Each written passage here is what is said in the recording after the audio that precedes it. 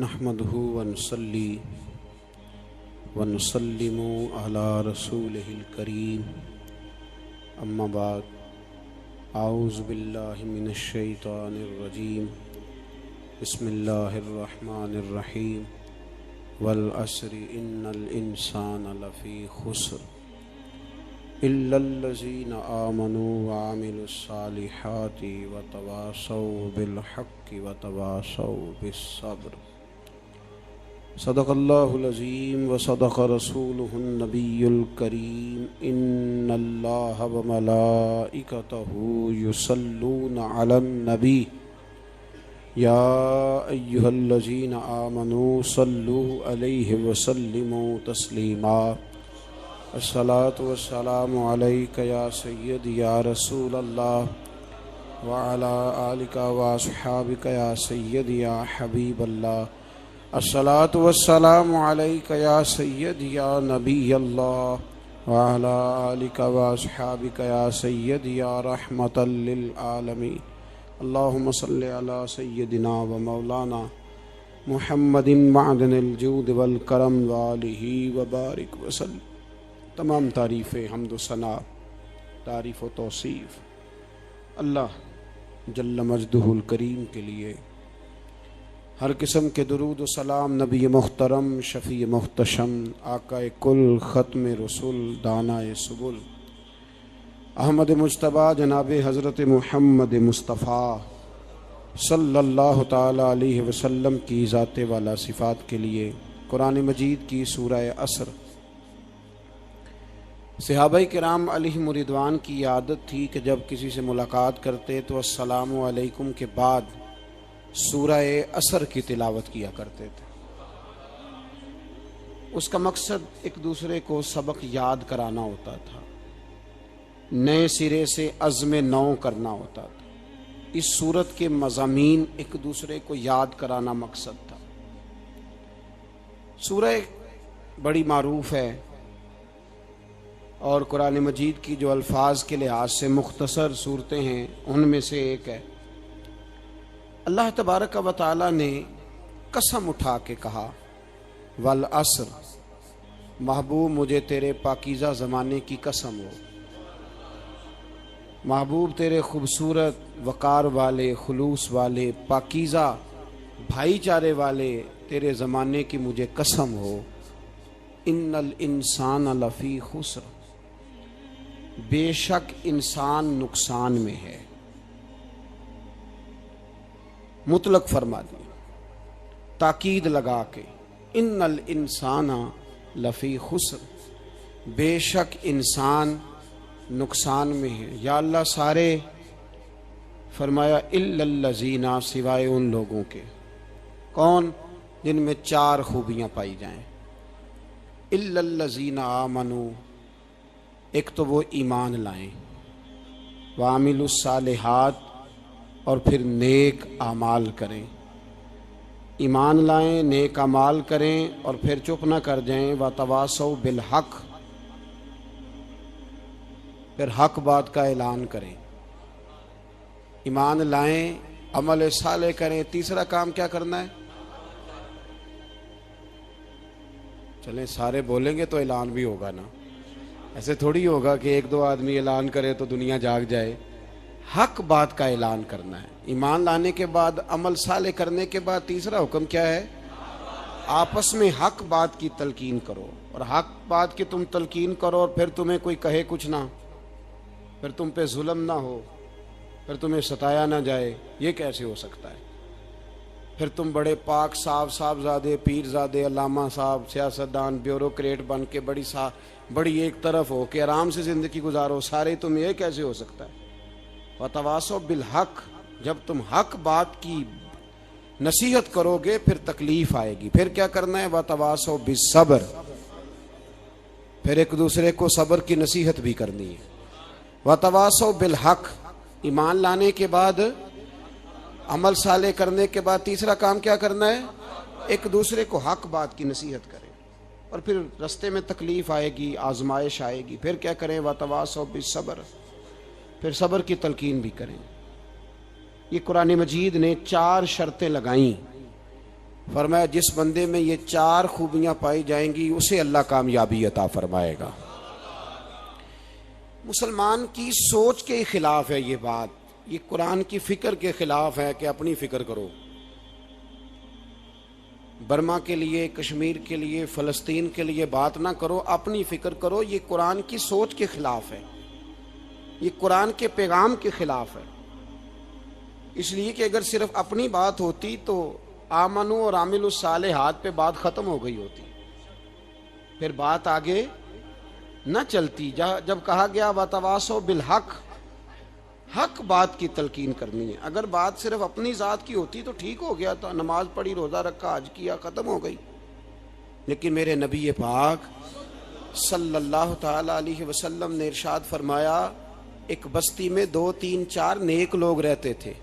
میرے پیارے کریم رسول فرماتے ہیں 3 4 بڑے پرہیزگار، متقی، صاف ستھرے صوفی صاحب، درویش صاحب، علامہ صاحب، بڑے جو کہتے تھے بالکل جی میں کوئی بات نہیں کرتا، کسی بادشاہ کو نہیں چھیڑتا، میں تو بس لوگوں کو اللہ اللہ بتاتا ہوں، میرا کوئی تعلق نہیں، کوئی مرے کوئی جیے۔ بڑے نیک، صاف ستھرے، پرہیزگار۔ باقی ساری بستی گناہ کرتی تھی۔ نبی پاک علیہ السلام فرماتے ہیں رب کریم نے کچھ عرصے تک مہلت دی، پھر مشیت خداوندی، اللہ کا قانون حرکت میں آیا تو کہا جبریل ساری بستی تباہ کر دو، تباہ کر دو۔ اللہ مہلت دیتا ہے، مہلت دیتا ہے۔ ہم لوگ سمجھتے ہیں نہیں ہماری سیاسی چالیں صحیح چل رہی ہیں، اللہ مہلت دیتا ہے۔ رب کریم نے فرمایا جبریل انہیں تباہ کر دو، تو حضرت جبریل امین علیہ السلام نے عرض کی مولا وہاں تو تیرے 3 4 بڑے نیک بندے بھی رہتے ہیں، بڑے پرہیزگار، سچ بولنے والے، دیانتداری والے، حاجی صاحب، نمازی صاحب، صوفی صاحب، پیر صاحب، بڑے خوبصورت، ان کا کیا کریں؟ تو میرے محبوب پاک علیہ السلام فرماتے ہیں رب کریم نے فرمایا سب سے پہلے انہیں تباہ کرنا، سب سے پہلے انہیں سب سے پہلے، اور الٹ دو بستی، پہلے ان کا نمبر لگاؤ۔ یا اللہ ان کی کیا غلطی ہے؟ تو غلطی سن لیں، غلطی یہ ہے کہ انہوں نے 2 صفتیں پیدا کی ہیں، اگلی 2 پیدا کیوں نہیں کی؟ الا الذین آمنوا وعملوا الصالحات پہ روک کیوں گئے؟ آگے کیوں نہیں بڑھے؟ اللہ کریم نے فرمایا جبریل دیکھو نا، میری نافرمانی ہوتی رہی اور ان کے چہرے پر کبھی شکن تک نہیں آیا، لوگ میرا قانون توڑتے رہے، انہیں کبھی برا ہی نہیں لگا، گناہ دیکھ کر کبھی خیال ہی نہیں آیا بدلنے کا۔ میرے بھائی امت مسلمہ اپنے لیے تو آئی نہیں دنیا میں، نبی پاک کی اس لیے تھوڑے آئے تھے کہ پیسے کمائیں، دنیا داری کریں، جھوٹ سچ ماریں اور رخصت ہو جائیں، بچے پیدا کریں۔ یہ کام تو ہندو، سکھ، بدھ مت سارے کر رہے ہیں، تو فقط اس کام کے لیے تھوڑی آیا ہے۔ کنتم خیر امت اخرجت للناس، اللہ فرماتے ہیں میرے محبوب کے غلاموں تم بہترین امت ہو، میں نے تمہیں امتوں کے بھلے کے لیے پیدا فرمایا ہے، تمہیں لوگوں کی امامت کے لیے دنیا میں بھیجا ہے۔ اے نوجوان مسلم کبھی یہ تدبر بھی کیا تو نے؟ وہ کون سا گردو ہے جس کا ہے تو ایک ٹوٹا ہوا تارا؟ تو نے کبھی سوچا ہے تو کیا ہے؟ پتہ ہے تجھے؟ روزی کماؤ، روٹی کماؤ، اور اب تو بہت سارے لوگ جھوٹ کی دنیا میں زندہ ہیں، جھوٹ بولتے ہیں اپنے آپ کے ساتھ، دائیں بائیں فراڈ کر رہے ہیں اپنی ذات کے ساتھ، خول بنا لیا اس میں بند ہو گئے، باہر ہی نہیں نکل۔ اپنے ملک کی سوچو، اپنی بات کرو۔ علامہ اقبال نے پتہ کیا کہا تھا؟ اقبال نے، یہ سنو جو لوگ کہتے ہیں پہلے پاکستان، برما کے مسلمان بعد میں، کشمیر کے مسلمان پہلے سنو اقبال کیا کہتے ہیں۔ اقبال کہنے لگے ان تازہ خداؤں میں بڑا سب سے وطن ہے، ان تازہ خداؤں میں بڑا کون؟ وطن کی محبت ایمان کا حصہ، اس میں شک نہیں، لیکن اگر اسلام سے پہلے وطن آ گیا تو اقبال کہتے ہیں ان تازہ خداؤں میں بڑا سب سے وطن ہے، اور جو پیرہن اس کا ہے وہ مذہب کا کفن ہے۔ فرماتے ہیں جو وطن اوڑھ لیتا ہے اس نے اپنے مذہب کو دفن کر دیا۔ سب سے پہلے پاکستان نہیں، سب سے پہلے رسول اللہ کا دین ہے، سب سے پہلے قرآن ہے، سب سے پہلے نبی پاک کا فرمان ہے، سب سے پہلے امت مسلمہ ہے۔ ان تازہ خداؤں میں بڑا سب سے وطن ہے، جو پیرہن اس کا ہے وہ مذہب کا کفن ہے۔ اور اقبال کہنے لگے قوم مذہب سے ہے، مذہب جو نہیں تم بھی نہیں. قوم مذہب سے ہے، مذہب جو نہیں. کوئی نہیں سمجھ آ رہی آپ کو میری بات؟ قوم کس سے ہے؟ پاکستانی ہونے سے، پنجابی ہونے سے، سندھی بلوچی پٹھان ہونے سے نہ. قوم مذہب سے ہے، اور مذہب جو نہیں تم بھی نہیں. یہ کیسے ہو سکتا ہے کہ مذہب نہ ہو اور بندہ زندہ رہے؟ یہ کیسے ہو سکتا ہے بھائی؟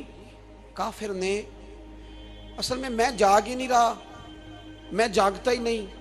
میں جیب کی سوچتا ہوں، مسجد کی سوچتا ہوں، خانقاہ کی سوچتا ہوں، مدرسے کی سوچتا ہوں، دکان کی. سارا دن تو اس چکر میں لگا رہتا ہوں لوگوں کو ثابت کرنے میں کہ میں صحیح ہوں باقی غلط ہیں. میں تو اپنی ذات کے خول سے اٹھ ہی نہیں رہا. اور مجھے یہ اندازہ ہی نہیں کہ لیبیا سارا کٹ گیا، مصر کے ٹکڑے ٹکڑے ہو گئے. مجھے پتہ ہی نہیں کہ شام، جس کے بارے میں میرے نبی پاک علیہ السلام نے فرمایا مکے اور مدینے کے بعد اللہ نے سب سے زیادہ برکتیں ملک کے شام میں رکھی ہیں، اور حضور نے فرمایا جس نے ہجرت کرنی ہو وہ شام جائے. اتنا اعلیٰ ملک سارا کٹ گیا. 4,000 ہزار لوگ ایک دن میں قتل ہو گئے. پر میرا گھر اب آباد ہے نا، کوئی حرج نہیں. وہ کٹتے ہیں تو وہ دور ہیں، کٹتے رہیں. فلسطین میں ہمارے ہاں معراج کی محفلیں بڑی جم کے ہوتی ہیں، سارے لوگ پڑھتے ہیں سبحان الذی اسریٰ بعبدہ لیلا من المسجد الحرام الی المسجد الاقصی. انہیں پوچھو روز قرآن مجید میں مسجد اقصی کا نام لینے والو تو مسجد اقصی کہتے ہو تو تمہیں اللہ کتنی نیکیاں عطا کرتا ہے. بتاؤ تو صحیح مسجد اقصی کدھر ہے؟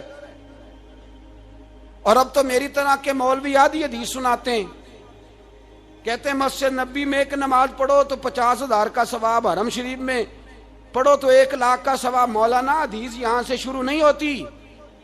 کھولو تو صحیح کنز المال، پڑھو مسند امام محمد بن حنبل، حدیث تو یہاں سے شروع ہوتی ہے. میرے نبی پاک نے فرمایا مسجد اقصی میں جس نے ایک نماز پڑھی 25,000 کا ثواب، اور میری مسجد میں جس نے ایک نماز پڑھی 50,000 کا ثواب، اور اللہ کے گھر بیت اللہ جس نے پڑھی 1,00,000 کا ثواب. مسجد اقصی کا تو ذکر ہی چھوڑ گیا ہے. کیوں؟ وہ مسجد جس کی طرف منہ کر کے 15 سال میرے نبی پاک نے نماز ادا کی. کس نے؟ بولیے گا. 15 سال تک، 2 ہجری میں 13 سال مکے میں، 2 سال مدینے میں، مسجد اقصی کی طرف جدھر منہ کر کے تیرے اور میرے رسول نماز پڑھتے رہے. آج وہ مسجد یہودی کے قبضے میں ہے. کئی جمعے تالا رہتا ہے، وہاں نماز نہیں پڑھنے دی جاتی. مجھے کیا لگے اس بات سے؟ میری مسجد میں تھوڑی لگا ہوا ہے. ایسی ہوا چلی ہے کہ ہر شخص سوچتا ہے تمام شہر جلے بس ایک میرا گھر نہ جلے. بھائی یہ وہ دور ہے جس دور میں ذرا سی بھی کسی شخص کو تکلیف ہوتی ہے تو عالمی میڈیا پہ بات جاتی ہے، موبائل جیبوں میں فوراً تصویریں کیش ہوتی ہیں. میں اور آپ، ہمارا اس قوم سے تعلق ہے جس قوم کے بچے کٹ گئے، ذبح ہو گئے، عورتوں کے پستان کاٹ کے برما کے بدھوں نے ان کے کباب بنا کے کھا لیے، چھوٹے چھوٹے بچوں کی لاشیں انہوں نے لٹکا ڈالی. اور یہاں میں حکومت کی کیا بات کروں، یہاں کسی سیاستدان کو مکھی کاٹ جائے تو ہمارے پھٹے آباد ہو جاتے ہیں بحث کرنے کے لیے. ہمارے اپنے لوگ، عام آدمی نہیں بات کرتا، عام آدمی نہیں نکلتا، عام شخص کو فکر ختم ہو گئی. وہاں میری بھائی سب سے بڑھ کر بہترین مسجد کے خطیب امام حسین تھے. مسجد نبی سے بڑی بھی کوئی مسجد ہوگی جس ممبر پر رسول پاک بیٹھ کے خطبہ دیا کرتے تھے؟ اور میرے مصطفیٰ کے آستانے سے بڑا بھی کوئی آستانہ ہوگا جس کی سجادگی امام حسین کے پاس تھی؟ کہتے ہیں ہمارا کیا تعلق، ہمیں کیا لگے، جو مرضی ہوتا پھرے. امام علی مقام آرام سے مسجد نبی میں بیٹھے تھے. زمانہ پوری دنیا سے جاتا تھا، ہاتھ چومتا تھا، قدموں میں بیٹھتا تھا. اتنے بڑی عظمت والی بھی کوئی شخصیت ہوگی جس کے رگوں میں رسول اللہ کا خون دوڑتا ہے، جسے حضور اپنی زبان مبارک اس طرح وہ چوسا کرتے تھے جیسے عرب کے لوگ پیاس کے عالم میں کھجور چوسا کرتے تھے. اتنا بڑا بھی کچھ شخص تھا. لیکن جب دین پہ کڑا وقت آیا تو حسین نے مسجد کی خطابت نہیں بچائی، آستانہ نہیں بچایا. امام علی مقام نے کہا کوفہ لٹتا ہے تو لٹتا رہے، دمشق میں فساد ہوتا ہے تو ہوتا رہے، وہ ملک شام کی بچیاں رو رہی ہیں تو روتی رہیں کہ ہم پہ یزید قابض ہو گیا، میری مسجد آباد ہے، کافی ہے.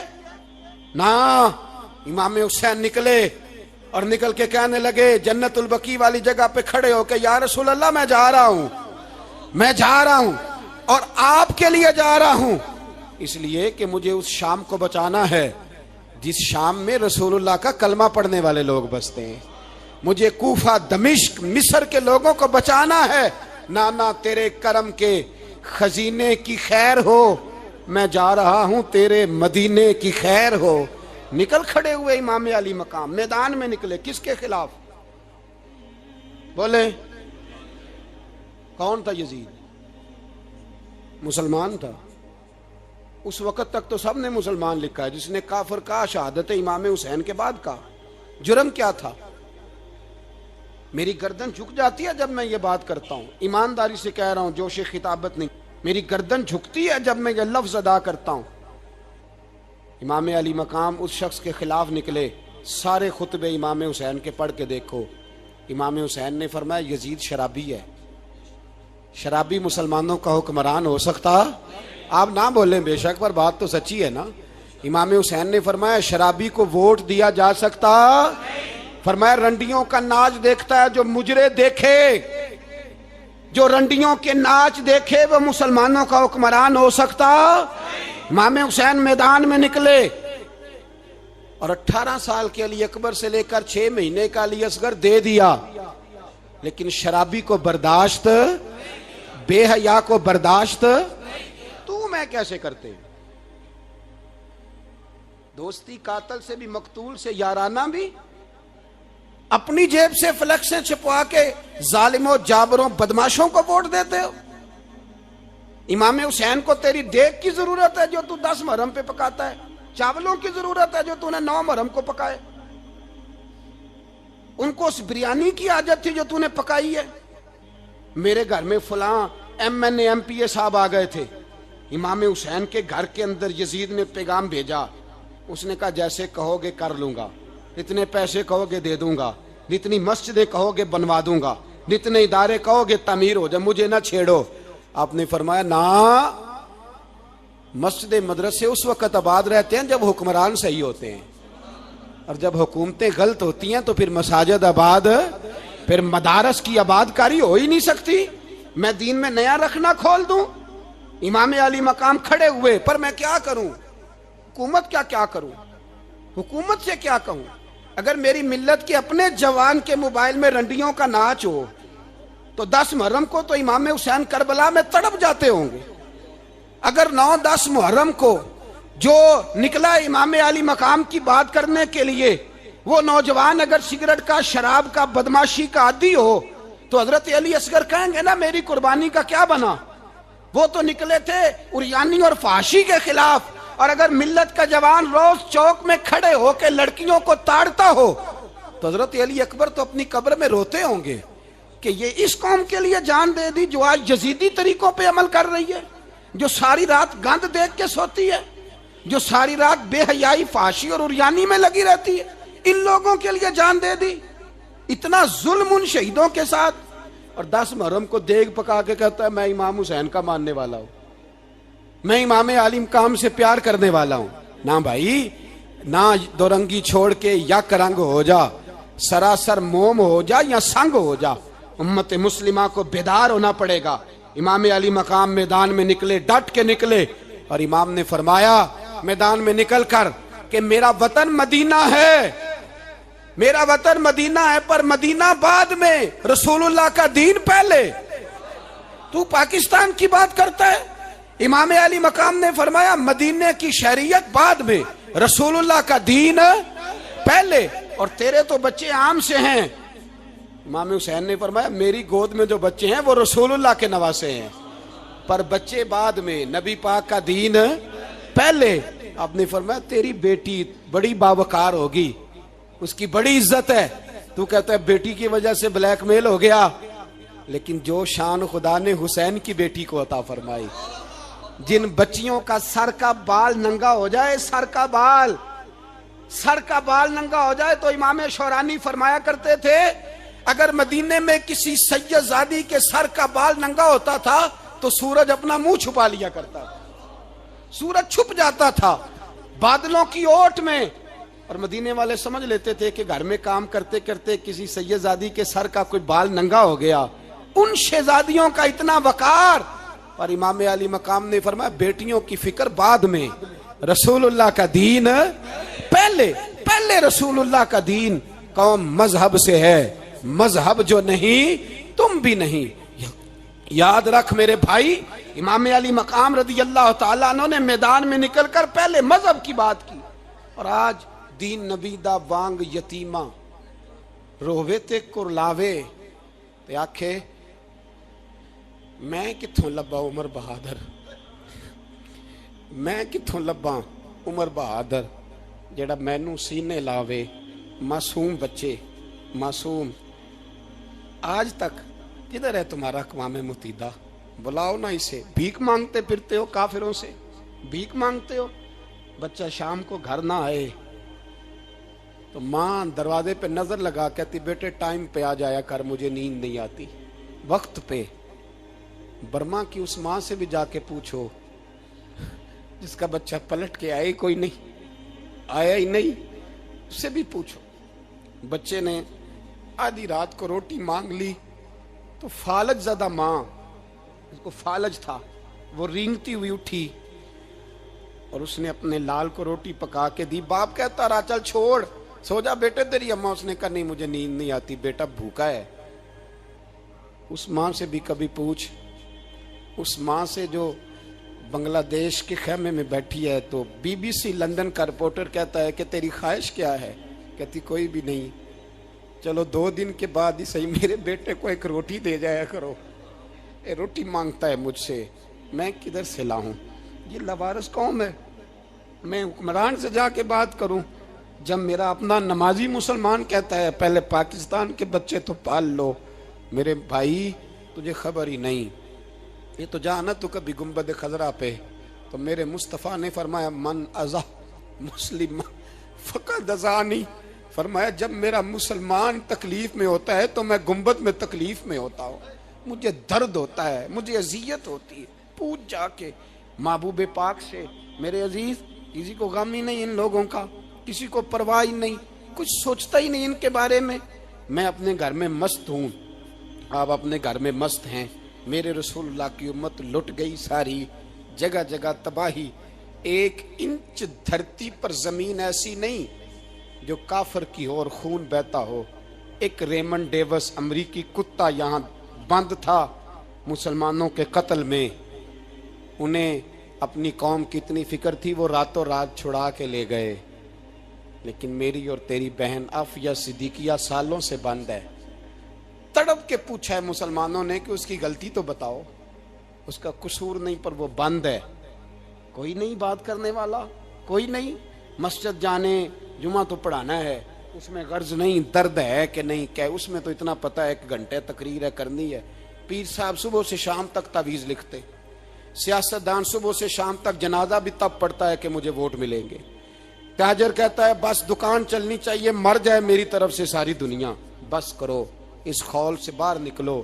اے نوجوان مسلم, کبھی یہ تدبر بھی کیا تو نے وہ کون سا گردوں ہے جس کا ہے تو ایک ٹوٹا ہوا تارا؟ تو نے سوچا ہی نہیں کبھی, تجھے کبھی خبر ہی نہیں ہوئی کہ یہ کس قدر بڑا کام تھا؟ میرے رسول پاک صلی اللہ علیہ وسلم کے غلاموں جاگو.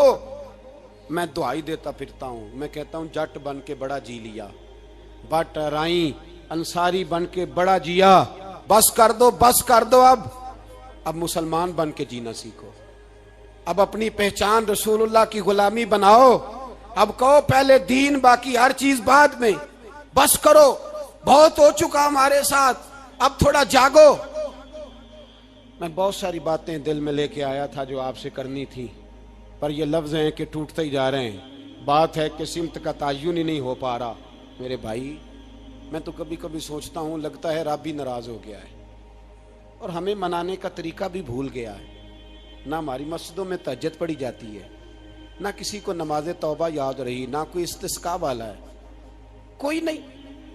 جو پیر صاحب کے پاس جا کے بیٹھتا ہے تھپکی دیتے ہیں, کہتے ہیں جا تیرا کام ہو جائے گا موج کر. کبھی نہیں کو کہتا توبہ بھی کر, استغفار بھی پڑھ, یہ داڑھی پوری کر, دین رسول اللہ کا اس کی طرف تو توجہ کر. کوئی تبلیغ ہی نہیں کرتا.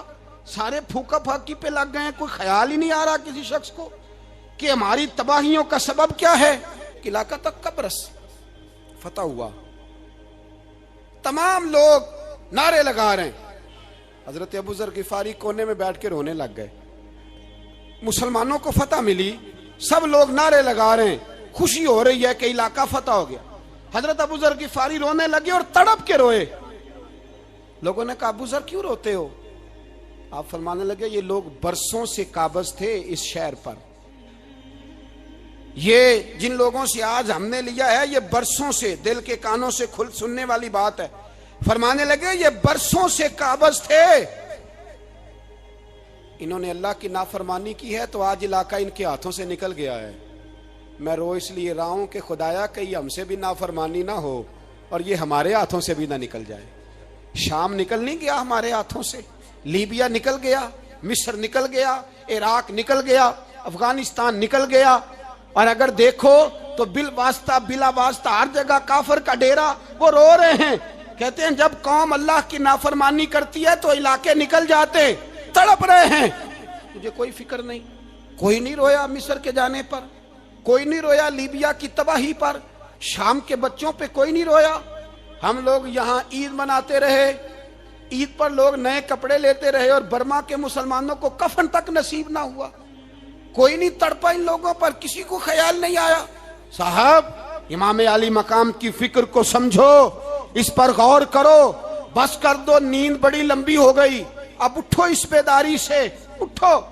جب قومیں نافرمانی کرتی ہیں تو ملک چھن جاتے ہیں, اور کافر باری باری کر کے باریاں لگا رہا ہے. باری باری تمہیں کئی دفعہ دھمکیاں دے چکا ہے, وہ تمہارا نمبر کئی دفعہ لگا چکا ہے.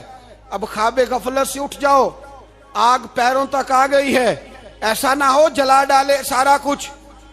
حضرت سیدنا ابو ذر غفاری رو کے فرمایا کرتے تھے جب تم نافرمانیاں کرو گے تو علاقے تمہارے ہاتھوں سے نکل جائیں گے. سو نکل گئے. غوث اعظم کے بغداد پہ کئی دفعہ بم گرے, مولا علی شیر خدا کا شہر نجف کئی دفعہ بم کی نظر ہوا, امام علی مقام کے کربلا میں اب تک کئی دفعہ جنگیں ہو چکی, اس لیے کہ ہم نافرمانی کرتے ہیں علاقے چھن جاتے ہیں.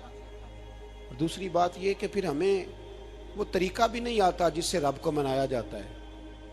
آپ یقین کریں مسلمان پہ ایک 5 وقت کی نماز ہے, وہ بھی بوجھ ہے. 2.5 گھنٹے کی تقریر اور 5 منٹ کی جماعت میں لوگ بھاگتے پھرتے ہیں, بڑا مشکل ہے. آج تک مسلمان ایک 5 وقتہ نماز پڑھنے کے لیے بہانے ڈھونڈ رہا ہے ابھی تک. تو وہ مسلمان کہاں سے آئیں گے جو رات کو رویا کرتے تھے, راتوں کو اٹھ کے روتے تھے تو سویرے اللہ کافر کے مقابلے میں اتنی مدد کرتا تھا کہ 10 مسلمان لاکھوں کو بھگا دیا کرتے تھے. اس لیے کہ مدد کس کی شامل ہوتی تھی؟ بول کے بتائیے, کون مدد کرتا تھا؟ کیونکہ دیکھیں نا, یہ ہمیں طریقہ بتایا نبی پاک نے. اللہ حضور سے راضی تھا کہ نہیں؟ یار اس پہ جلدی جلدی بولو. اللہ راضی تھا نا؟ تو بدر کی رات حضور کیا کرتے رہے ساری رات؟ ساتھ نہیں تھا اللہ؟ وہ تو وہاں سے فرما رہا ہے غار ثور سے, ان اللہ معنا. محبوب کہہ دے کہ اللہ تیرے ساتھ ہے. وہاں تھے محبوب کہہ رہے ہیں اللہ ہمارے ساتھ ہے, وہاں سے اللہ ساتھ تھا. پر ساری رات بدر کی ساری رات, اور دعا کا رنگ کیا تھا؟ حضرت ابو بکر صدیق فرماتے ہیں حضور نے ہاتھ اٹھائے, اللہ یہ میرے 313 ہیں, میں کل کمائی لے کے آ گیا. اے اللہ میری کل کمائی ہے, اگر یہ ہلاک ہو گئے تو قیامت تک کون تیری عبادت کرے گا؟ اے اللہ مدد فرما. اور حضور مناتے ہیں رب کو, کہتے ہیں یا اللہ تو نے وعدہ نہیں کیا تھا تو مدد کرے گا, یا اللہ تیرا وعدہ نہیں تھا تو کامیابی دے گا, یا اللہ تو نے ساری رات مناتے گزر گئی, ساری رات. صبح کا اجالا چمکا تو حضرت ابو بکر فرماتے اتنا لمبا سجدہ کیا, حضور سجدے میں تھے, میں دیکھتے دیکھتے تھک گیا, میں سجدے کی حالت میں ہی حضور پر لیٹ گیا, لپٹ گیا. میں نے کہا محبوبہ سر اٹھائیں, وہ دیکھیں اللہ نے مدد نازل فرما بھی دی ہے. اٹھائیے سر. حضور نے اللہ کو منایا, نبی پاک منایا کرتے تھے. ہم اب سجدوں میں بھی نہیں جاتے, اتنی سو گئی امت, سجدوں تقریروں سے انقلاب لانا چاہتے ہیں. ہم خالی نعروں سے انقلاب برپا کرنا چاہتے ہیں. لوگ جب روتے تھے بوڑھے لوگ سجدوں میں, اور عالم فاضل صوفی کی تو کیا بات ہے نا, وہ تو اللہ کے نمائندے ہیں کہ جس کے صرف سفید بال ہو جائیں. میرے نبی پاک علیہ السلام نے فرمایا رب تو ان کی بڑی عزت کرتا ہے, ان کی بڑی. اور میرے نبی پاک نے فرمایا گناہگار مومن بھی جب دعا کے لیے ہاتھ اٹھاتا ہے تو اللہ فرماتا ہے فرشتوں اسے خالی نہ لوٹانا, مجھے شرم آتی ہے اسے خالی. پر تو اٹھاتا ہی نہیں, تو اسے مناتا ہی نہیں, تو کبھی لپٹا ہی نہیں, تو نے کبھی کہا ہی نہیں کہ یا اللہ آ میں تجھے لے جاؤں حضرت سعد بن ابی وقاص کے پاس. قادسیہ کی جنگ ہو رہی تھی, کافر بلا رہا تھا آؤ اگر کوئی ہے تو آؤ, آؤ مقابلے میں. حضرت سعد بن ابی وقاص نے گھوڑے دوڑا دیے, دشت تو دشت ہیں صحرا بھی نہ چھوڑے ہم نے, بحر ظلمات میں دوڑا دیے گھوڑے ہم نے. حضرت سعد بن ابی وقاص نے گھوڑے دوڑائے, آگے دریا آ گیا, کوئی پل نہیں کوئی شے نہیں. اسلام کی عزت کا سوال ہے. حضرت سعد بن ابی وقاص نے ہاتھ اٹھائے اور کہا اے اللہ اگر تو موسیٰ کی نافرمان قوم کو رستہ دے سکتا ہے تو تو ہمارے دلوں کو جانتا ہے, ہم تو اپنے رسول کے فرما بردار غلام ہیں.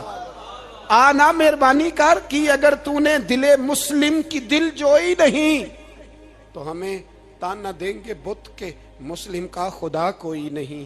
کہا اے اللہ مہربانی فرما اگر تو حضرت وَإِذْ فَرَقْنَا بِكُمُ الْبَحْرَ فَأَنْجَيْنَاكُمْ وَأَغْرَقْنَا آلَ فِرْعَوْنَ, اگر تو حضرت موسیٰ کی قوم کے لیے دریا پھاڑ سکتا ہے تو ہم تو نبی پاک کے غلام ہیں. صحابہ کہتے ہیں جناب سعد نے دعا مانگی تو دریا نے رستہ عطا فرما دیا. یار تو دعا بھی نہیں مانگتا. حضور نے فرمایا دعا صلاح المومن, دعا مومن کا ہتھیار ہے, تو نے یہ بھی چھوڑ دیا ہے. اب تو باتیں کر کے تبصرے کر کے ٹی وی دیکھ کے اپنی رائے قائم کر کے کمنٹس کر کے سو جاتا ہے, یہ بھی سوتا خشک ہو گیا. تو دعا تک نہیں مانگتا. فرماتے ہیں دعا مانگی تو دریا نے رستہ دیا, اور جب اس کنارے نکلے تو حضرت سعد کہنے لگے کسی کی کوئی شے تو نہیں رہ گئی دریا میں, کوئی چیز تو نہیں رہ گئی. ایک صحابی کہنے لگے پیالہ رہ گیا ہے. تو حضرت سعد فرمانے لگے او دریا ہمارا پیالہ واپس نہیں کر دیتا. تو کہتے ہیں کہ لہر آئی تو پیالہ بھی باہر پھینک گئی. او بھائی ہم اسی رسول کا کلمہ پڑھتے ہیں جن کا حضرت سعد بن ابی وقاص نے کلمہ پڑھا تھا.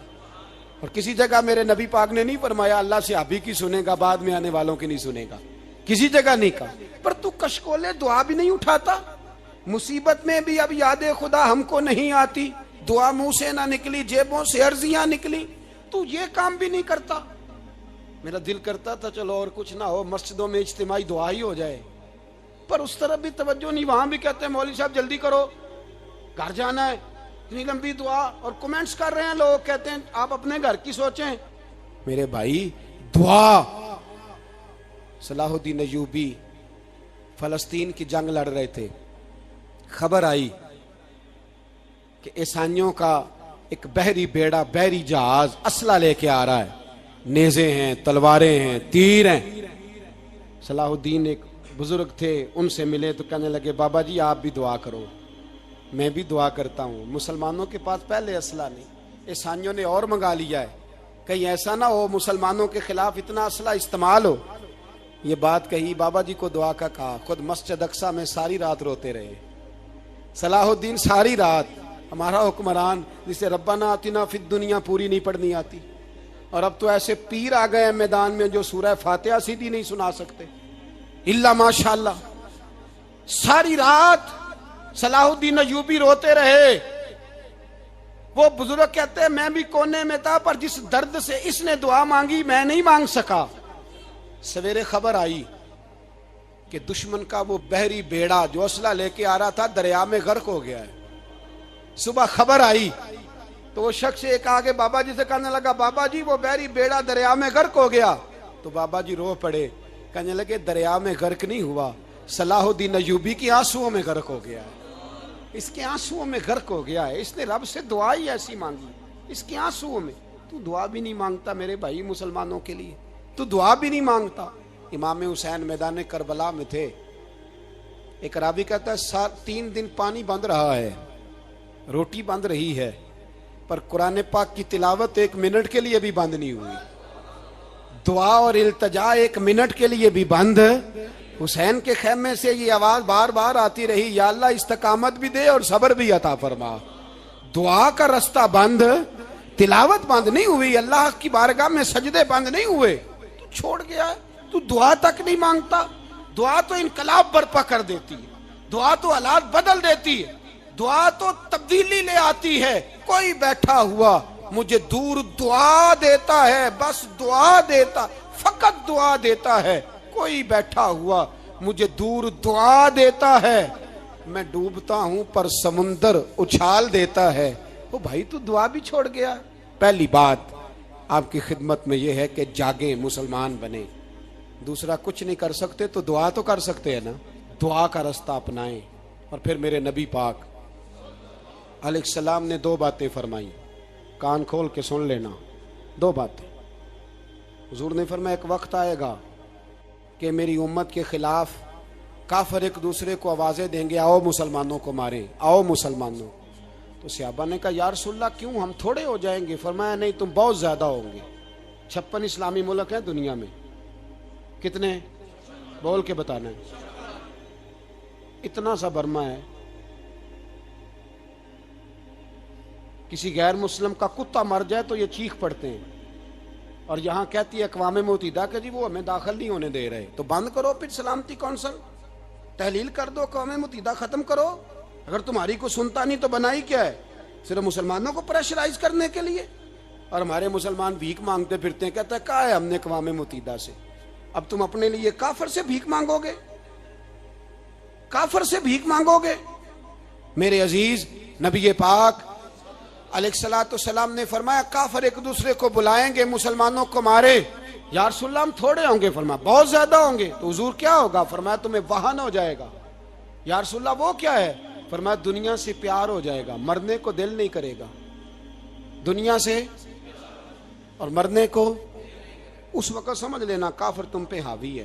میں اپنا اندازہ کروں، آپ اپنا کریں، مجھے دولت سے کتنا پیار ہے اور آپ کو کتنا پیار ہے۔ جاگ کے سنیں یہ لفظ رسول پاک کے صلی اللہ علیہ۔ حضور نے فرمایا جب تجھے دنیا سے پیار ہو جائے، دولت سے پیار ہو جائے، اقتدار سے پیار ہو جائے، اور جب تجھے موت بری لگنے لگے، تیرا مرنے کو دل نہ کرے، پھر کافر تیرے اوپر چڑھ آئے گا۔ آج دولت ہی تو رہ گئی ہے، باقی بچا کیا ہے؟ میں اکثر کہتا ہوں شادیاں نہیں ہوتی، تجارتیں ہوتی ہیں۔ لڑکی والے کہتے ہیں کہ لڑکا زیور کتنا ڈالے گا، لڑکے والے کہتے ہیں لڑکی جہیز کتنا لائے گی۔ تجارت، ہر جگہ دولت، ہر جگہ پیسہ، ہر جگہ سرمایہ۔ جہاں جس معاشرے میں تلاوت بکے، نعت بکے، تقریر بکے، اس سے زیادہ اور تباہی کا معاملہ کیا ہوگا؟ میرے عزیز، میرے رسول پاک علیہ الصلوۃ والسلام کے صحابہ کے قریب دنیا داری آ سکی نہیں آئی۔ حضرت ابو بکر صدیق نے پانی مانگا تو لوگوں نے دودھ دیا، فرمایا پیچھے کرو۔ ابو بکر نے نعمتیں چھوڑ دیے۔ اب ابو بکر وہ والا کام کرتا ہے جو رسول پاک نے کیا ہے۔ فرمایا نہ دودھ شاید پیش نہ کرو، جو مانگتا ہوں بس وہ دو۔ حضرت ابو بکر صدیق نے بڑے مالدار تھے۔ حضرت عمر فاروق رضی اللہ تعالیٰ عنہ کے پاس صحابہ کرام جمع ہو کے آئے، کون سا ایسا شخص ہے جس کی تنخواہ میں اضافہ ہو جائے؟ تو لوگ کہتے ہیں نہیں مجھے نہیں چاہیے۔ پر ہم نے وہ لوگ دیکھے ہیں، حاجی صادق صاحب کو مسجد والوں نے کہا 1000 روپیہ تنخواہ بڑھانی ہے، تو حاجی صاحب کہنے لگے میرا بڑا سونا گزارا ہوتا ہے، مینوں نہیں بڑے نے۔ حضرت سیدنا عمر فاروق رضی اللہ عنہ صحابہ اکٹھے ہو کے گئے، کہنے لگے عمر حضور کے زمانے میں بظاہر غربت رہی، جناب صدیق اکبر کے زمانے میں غربت، اب تو بڑی ریل پیل ہے، بحرین سے لاکھوں کا مال آتا ہے، آپ کو بڑے بڑے سفیر ملنے آتے ہیں، پر آپ وہی پرانا کرتا اور وہی تامت جو کئی جگہ سے سی آپ نے کئی جگہ سے پھٹی۔ اور حضرت عمر ایک دن عید کی نماز پڑھانے گئے تھے تو ننگے پیر ہی چلے گئے۔ لوگوں نے کہا جوتا، فرمایا ٹوٹ گیا تھا یار، پہننے کے قابل نہیں تھا۔ فرمایا ننگے پیر آ گئے اور لوگ کیا کہیں گے؟ فرمایا چھوڑو، عمر کے پاؤں ننگے ہیں لیکن عمر کے کردار میں تو کوئی شک نہیں نا، پیر ہی ننگے ہیں نا، کیا ہوا؟ چھوڑو اس بات کو، کوئی پیار نہیں دنیا داری سے، دولت سے کوئی چکر ہی نہیں۔ حضرت سیدنا عمر فاروق رضی اللہ تعالیٰ عنہ کو صحابہ نے اکٹھے ہو کے کہا، یہ ہے امت کے بیدار ہونے کے طریقے جو عرض کر رہا ہوں۔ کہا جناب آپ اب بڑا مال غنیمت ہے، اور جس طرح ہر صحابی کا حصہ ہے آپ کا بھی حصہ ہے، تو ایک نیا کرتا ہی ڈال لیں آپ خرید کے۔ اب جب مشورہ ہو گیا صحابہ میں تو کہنے لگے عمر سے بات کون کرے گا؟ نیا کرتا پہننے کی عمر سے بات کس کو برا لگتا ہے جی؟ نیا کرتا کون بات کرے گا؟ حضرت سیدنا علی المرتضیٰ کا انتخاب ہوا۔ کہنے لگے مولا علی کی بڑی عزت کرتے ہیں، ان سے بڑا پیار کرتے ہیں، ان سے بات کرتے۔ تو حضرت علی کو بلایا گیا، عرض کی حضور مہربانی فرمائیں حضرت عمر سے کہے نئے کرتے کے لیے۔ آپ فرمانے لگے عمر میری بڑی قدر کرتا ہے، بڑی بات سنتا ہے، پر یہ والا کام نہیں میں عمر سے کہہ سکتا، یہ کسی اور سے کہو۔ تو کہنے لگے آپ رہنمائی کر دیں کس کو کہیں؟ تو جناب علی المرتضیٰ فرمانے لگے اگر حضرت عائشہ صدیقہ سے کہو گے تو عمر فوراً مان جائے گا، وہ مومنوں کی ماں ہیں۔ صحابہ حضرت عائشہ کے پاس، اماں جی عمر کو بلائیں، ان کو کہیں بڑے بڑے سفیر آئے ہوتے ہیں، وہی پرانے کپڑے پہن کے بیٹھ جاتے ہیں۔ اللہ اکبر۔ حضرت عائشہ نے پیغام بھیجا، فرمایا عمر کو بلاؤ۔ عمر فاروق دوڑے ہوئے آئے، پردے کے پیچھے حضرت عائشہ کے پاس گھٹنوں کے بل، اماں جی دیر تو نہیں کر آیا میں آنے میں؟ حکم ہو، حضور کے گھر سے پیغام آیا، بڑے بڑے سفیروں کو چھوڑ کے بھاگے۔ حضرت عائشہ صدیقہ کہنے لگی عمر دیکھو جائز پیسے ہوں تو اسلام اچھے لباس سے منع نہیں کرتا، اب بڑا بڑا مال آیا ہے، اب تیرا بھی حصہ ہے، تو صحابہ کرام کی خواہش ہے کہ نیا کرتا پہن لو، بڑے بڑے سفیر آتے ہیں، حرج بھی کوئی نہیں، جائز بھی ہے، کو منع نہیں۔ حضرت عمر نے گردن جھکا، جی اماں جی، جی اماں جی، جی اماں جی۔ حضرت عائشہ کہتی ہیں بات ختم ہوئی، عمر نے گردن اٹھائی تو عمر کی داڑھی آنسوؤں سے بھری ہوئی، کہتی ہے مجھے کہنے لگے اماں جی میں تو صرف مسجد میں دیکھا کرتا تھا، آپ تو مصطفیٰ کو دن رات دیکھتی تھیں، جس طرح کے کرتے آمنہ کے لال نے پہنے ہیں مجھے بھی پہنا دو، میں تیار ہوں، میں پہن لوں گا، میں تیار ہوں، پر جس طرح کے میرے نبی نے پہنے۔ حضرت عائشہ کہتی ہے میں پھوٹ کے روئی، میرا پلو آنسوؤں سے بھر گیا۔ فرماتی ہیں میں عمر کی بات سنتی گئی تو میرا پلو آنسوؤں سے، میں نے کہا عمر تو جا، تو ٹھیک ہے۔ فرماتی ہے عمر فاروق سلام کر کے اٹھے، امیر المومنین چلے گئے، اس کونے میں صحابہ چھپے ہوئے تھے، وہ آئے، کہا اماں جی کیا بات ہوئی؟ تو میں پھر رو پڑی۔ میں نے کہا کیا بتاؤں، تمہیں پرانے کرتے نظر آتے ہیں، اسے محمد عربی کے جلوے نظر آتے ہیں، اسے رسول اللہ کا رنگ نظر آتا ہے، اسے وہ غلامی نظر آتی ہے۔ عمر کو دنیا سے پیار، اور دنیا سے پیار نہیں تھا، دعا پتہ کیا تھی؟ یوں جھولی اٹھا کے اللہ مرزقنا شہادتن فی سبیلک وجعل موت فی بلد حبیبک، اللہ عمر کو بسترے والی موت نہ دینا، موت شہادت کی دینا، اور میں میدان میں جا کے نہیں مرنا چاہتا، مجھے رسول اللہ کے شہر میں موت چاہیے، باہر جا کے نہیں، یہی میدان لگے مدینے میں، یہی موت آئے، اسباب بنا، میں مدینہ بھی نہیں چھوڑنا چاہتا۔ او بھائی ان لوگوں کو نہیں پیار تھا، جناب صدیق اکبر کا وصال ہوا تو زہر کے اثر سے، وہ جو آپ کو زہر لگا تھا، بعض مفسرین نے لکھا ہے کبھی کبھی وہ جو سانپ نے ڈسا تھا تو کبھی کبھی اس کا اثر آتا تھا، بس اللہ نے شہادت دینی تھی کبھی کبھی، ورنہ تو بڑی شفائیں تھیں۔ حضرت عمر شہید، حضرت عثمان، جناب علی، امام حسن، امام حسین، علی اکبر، علی اصغر، حضرت عباس، حضرت سعد بن معاذ، حضرت امیر حمزہ، مصعب بن عمیر، میرے محبوب نے تو لسٹ بنائی شہیدوں کی، لسٹ بنائی شہیدوں کی، شہادت سے پیار کیا رسول اللہ صلی اللہ علیہ وسلم کے غلاموں نے، پیار کیا شہادت سے، اسی لیے تو کافر اٹھ نہیں سکا کہ شہادت سے حضرت سعد بن معاذ رضی اللہ تعالیٰ عنہ کو زخم لگ گیا، جنگ سے زندہ آ گئے لیکن زخم ہے، رو کے کہنے لگے محبوبہ سارے شہید ہو گئے میں ایسے ہی رہ گیا۔ حضور نے فرمایا نہیں، رب تجھے بھی شہادت کی موت ہی عطا فرمائے گا، اسی زخم میں پردہ ہو گیا۔ میرے بھائی حضرت عمر بن جموع رضی اللہ تعالیٰ عنہ 4 بیٹے لے کے احد کے میدان میں آئے، کہا محبوبہ میرے 4 ہی تھے، میں سارے لے آیا ہوں، سارے ہی قبول ہیں؟ اور میں ٹھیک ہے، پھر خود بھی زرہ پہن لی، एक टांग से लंगड़े थे, टांग छोटी थी। हुजूर ने फरमाया तूने क्यों लिबास पहन लिया है? कहा हुजूर मैंने भी तो जिहाद पे जाना है ना। तो हुजूर ने फरमाया तेरे 4 बेटे जो जा रहे हैं। तो कहा या रसूलल्लाह क्या लंगड़े जन्नत में नहीं जा सकते? हुजूर लंगड़े अल्लाह को कबूल नहीं, मैं नहीं जा सकता। तो मेरे नबी पाक सल्लल्लाहु अलैहि वसल्लम ने फरमाया नहीं, जन्नत तो तेरा इंतजार कर रही है। कहा हुजूर फिर मैं भी जाऊंगा, बच्चे जाएंगे तो मैं भी जाऊंगा। एक बीबी ओहद के दिन 3 साल का बच्चा लेके घर से निकली। बीबियों को कहती है मेरा खामद भी बदर में शहीद हुआ, भाई भी और बाप भी। आज हुजूर ने फिर बुलाया है। दिल करता था कोई जवान बेटा होता तो मैं पेश करती, पर अब मेरे पास ये 3 साल का ही है। बच्चा लिया, मदीने में मस्जिद नबवी में हज़रत बिलाल से कहने लगी 2 मिनट हुजूर का दीदार चाहिए। नबी पाक आए, कैसे आई हो? कहने लगी महबूबा मैं शहीद की बेटी, शहीद की बहन, शहीद की बेवा हूँ। मेरे पास अब जवान तो कोई नहीं, ये 3 साल का ही है। हुजूर ने मुस्कुरा के फरमाया ये करेगा क्या करेगा?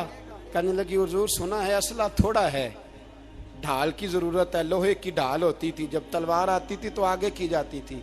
कहा महबूबा मेरा शहीद की अम्मा बनने को बड़ा दिल करता है, ये मेरा 3 साल का ले जाओ, जब तीर आपकी तरफ आया तो मेरा बेटा आगे कर देना, ये ढाल का काम तो देगा ना। हंसते हुए महबूब की आंखों में आंसू आए, बच्चे को पकड़ के सीने से लगाया, माथा चूमा, फरमाया जा तेरे साथ वादा है, कयामत के दिन तुझे शहीद की अम्मा कह के ही पुकारा जाएगा। वादा है तेरे साथ, तुझे शहीद की। मेरे भाई मरने को दिल ही नहीं मुसलमान। मेरे नबी पाक सल्लल्लाहु अलैहि वसल्लम ने फरमाया जिसके दिल में कभी शहादत की आरजू पैदा नहीं हुई, उसके सीने में धड़कने वाला दिल मोमिन का है ही नहीं, वो तो मुनाफिक है। जो कभी दीन के रास्ते में शहीद होने को, मेरे भाइयों दीन को बड़ी ज़रूरत है, बड़ी ज़रूरत है, बड़ी। ए खासान रसूल वक्त दुआ है, उम्मत पे तेरी आके अजब वक्त पड़ा है। वो दीन जो बड़ी शान से निकला था वतन से, परदेस में वो आज गरीबुल गुरबा है। फरियाद है ए कश्ती उम्मत के निगेबां, बेड़ा ये तबाही के करीब आन लगा है। और एक शायर कलम तोड़ गया, कहने लगा तुझसे फरियाद है ए गुंबद खजरा वाले, तुझसे फरियाद है ए गुंबद खजरा वाले, काबे वालों को सताते हैं कलीसा वाले। तुझसे फरियाद है ए गुंबद खजरा। अपने अंदर दीन का दर्द पैदा करो, ज़ौक़ पैदा करो, मुसलमान बन के जीना सीखो। जब कोई बरादरी पूछे तो कहो मैं मुहम्मदी होता हूँ, मैं मुस्तफ़वी होता हूँ, मैं रसूलुल्लाह का ग़ुलाम होता हूँ, मैं पहले मुसलमान हूँ, बाकी कुछ बाद में हूँ। खुदारा अपने घर में पर्दा कराओ, खुदारा रिज़्क़ हलाल खाओ। अगर पर्दे ना हो, रिज़्क़ हलाल ना हो तो जज्बा जिहाद पैदा नहीं होता। खुदारा अपने अंदर इनकलाब बर्पा करो, दीन के लिए जीना सीखो। दीन बड़ा तड़पता है, दीन बड़ा रोता है। रसूलुल्लाह आज तजारत करने वाले मिलते हैं, आज सियासत करने वाले मिलते हैं, दीन वाले नहीं मिलते, दीन के दर्द वाले नहीं मिलते। अपील है आपसे, आज रात 2 नफल पढ़ के और कुछ ना हो सके तो मुसलमानों के लिए दुआ ज़रूर कर देना, उनके लिए दुआ ज़रूर कर देना। अपने आप को बेदार करो, बेदार करो। भाई मैं तो हम तो आज तक इसलिए डर रहे हैं कि हमारा चेहरा ही नबी पाक जैसा नहीं बन सका, तो दाढ़ी रखने में भी हम डरते हैं, नमाजी बनने, मस्जिद आबाद करने में, मुसलमान कहलाने में भी तो खौफ है। तो बतलाओ ना इससे आगे बात कब चलेगी? जिहाद की बात तो बड़ी आगे जाके है। बदल जाओ, रसूलुल्लाह का गुलाम बन के जीना सीखो। नबी पाक सल्लल्लाहु अलैहि वसल्लम की गुलामी का पटा अपने गले में डालो। यही इमाम हुसैन की सोच है, यही इमाम अली मकाम का पैगाम है। इसको कभी फरामोश न करना।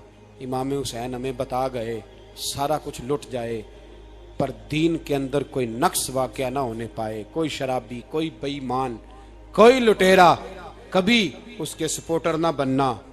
हमेशा वो किसी शायर ने कहा था हमसे ना रकम होंगे कसीदे यजीद के। किसी ने कहा, किसी जालिम ने मेरी सपोर्ट कर, मेरी बात कर, तो उसने कहा हमसे ना रकम होंगे कसीदे यजीद के। کیونکہ ہم لوگ تو حسین کے سیرت نگار ہیں، ہم لوگ تو حسین کے سیرت نگار ہیں۔ یہ محرم کے جو دن ہے یہ انقلاب کے دن ہے، رونے پیٹنے کے نہیں، انقلاب کے دن، جذبوں کی بیداری کے دن، ظلم کی آنکھوں میں آنکھیں ڈالنے کا جذبہ پیدا کرنے کے دن۔ اس کو اسی رنگ میں لو۔ اے خالق کائنات اپنے محبوب کی امت پہ رحم فرما۔ سبحان اللہ، ماشاءاللہ، بہت ہی خوبصورت بیان۔ اللہ پاک ہم سب کو عمل کرنے کی توفیق عطا فرمائے۔ اگر ویڈیو اچھی لگی ہو تو اپنے دوستوں کے ساتھ ضرور شیئر کریں۔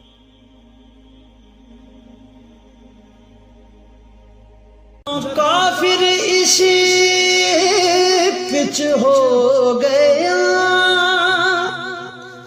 پھر تشبیہ مسلح کی کرنا،